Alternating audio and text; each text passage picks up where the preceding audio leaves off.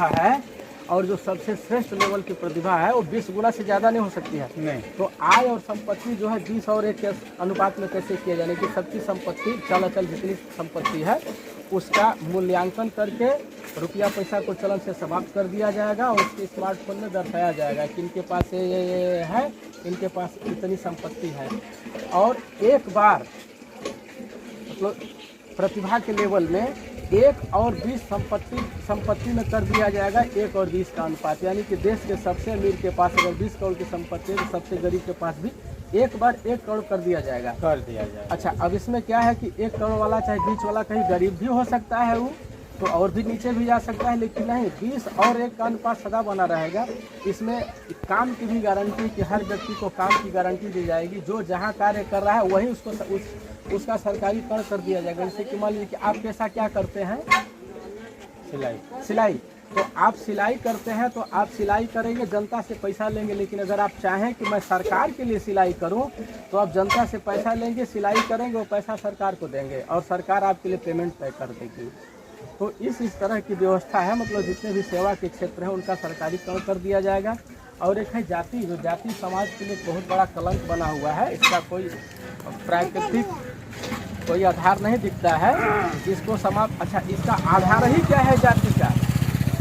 ये जो वैवाहिक संबंध है इसकी कानूनी मान्यता ही रद्द कर दी जाए, कोई अपनी जाति में शादी न करे, और जो अपनी जाति में शादी कर रहा है तो वैधानिक रूप से वह अपराध माना जाएगा, इससे जाति खत्म होगी। हालांकि इसके लिए बहुत संघर्ष करने पड़ेंगे। उन लोगों ने यही किया है ना, अपने शहर के दूसरे से शादी कर रहे हैं, उन लोगों का व्यवस्था सही है, हम लोग तो जाति पर मर रहे हैं। तो बस इसी कानून बना दिया जाए, ये संभव ही न हो। तो इसी मुद्दे को लेकर के हम लोग प्रचार प्रसार कर रहे हैं, लोगों को जगा रहे हैं कि भाई आप जगिए, लोगों को जगाइए। बात कोई सुने सारा लेन देन, कोई भी सामान खरीदते हैं तो उसकी रसीद आएगी, हर कोई दुकानदार चोरी करता है, रसीद आएगी, रसीद आएगी तो जितना पैसा रहेगा रसीद, हर सामान पर कोड बने, हर कोड का जितना पैसा रहेगा उतना ही पैसा जाएगा। डॉक्टर के पास जाएंगे, डॉक्टर का एक कोड होगा, जितना पैसा उसके कोड में रहेगा उतना ही पैसा जाएगा। वकील के पास जाएंगे, जिसका उसका जितना कोड में पैसा रहेगा उतना ही पैसा जाएगा, जितना रसीद रहेगी। और सरकारी कर्मचारी का कोई कोड नहीं रहेगा, इसलिए सरकारी कर्मचारियों के खाते में कोई पैसा नहीं जाएगा, आगे से इसलिए वो घूस ले ही नहीं पाएंगे और घूस इस तरह से हमेशा के लिए समाप्त हो सकता है। कमीशन के लिए जैसे गांव में नली खड़ंजा सड़क जो भी बन रही है तो जितने पैसे आ रहे हैं ठेकेदार और इंजीनियर के अकाउंट में आ रहे हैं, तो वो नियम होना चाहिए कि खाते में सिर्फ ठेकेदार खाते में 10% ही कमीशन सिर्फ जाएगा। 1 लाख आया है तो 10,000 उसका कमीशन है, बाकी 90,000 उसको खर्च ही करना है काम में। हाँ, काम में खर्च करे, बच जाए तो फिर सरकार का वापस हो जाए, उससे ज़्यादा वह 10,000 1 रुपया भी ज़्यादा नहीं ले सकते। जैसे कि आपको मोबाइल रिचार्ज करना होता है 49 रुपये का, 239 रुपये का, 239 का ही रिचार्ज होता है, 238 का नहीं हो पाएगा।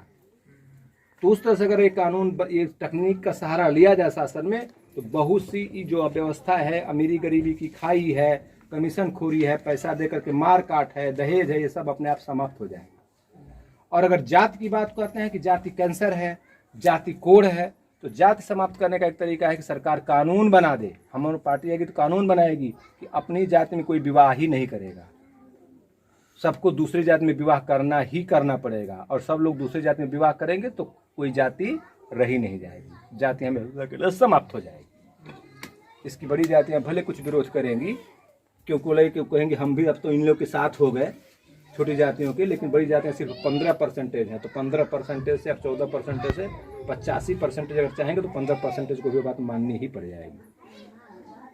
तो इसी के लिए हम लोग आंदोलन चला रहे हैं। आप लोगों को अगर बढ़िया लगे तो हम लोगों का बस नाम और मोबाइल नंबर दे दीजिए, क्योंकि आप गाँव में फिर आए तो आपसे मुलाकात करनी हो तो कर लें, क्योंकि तो भाई नए आए हैं तो घूमना पड़ता है, और नाम रहेगा तो भाई पूछ लेंगे हाल चाल कि आप हैं घर पे कि नहीं, घर पर हैं तो आ जाएं। तो अगर समर्थन आप लोग देते हैं तो हाँ, तो हम लोग और आगे बढ़ेंगे मन से। बस यही कहना था। जय जाम।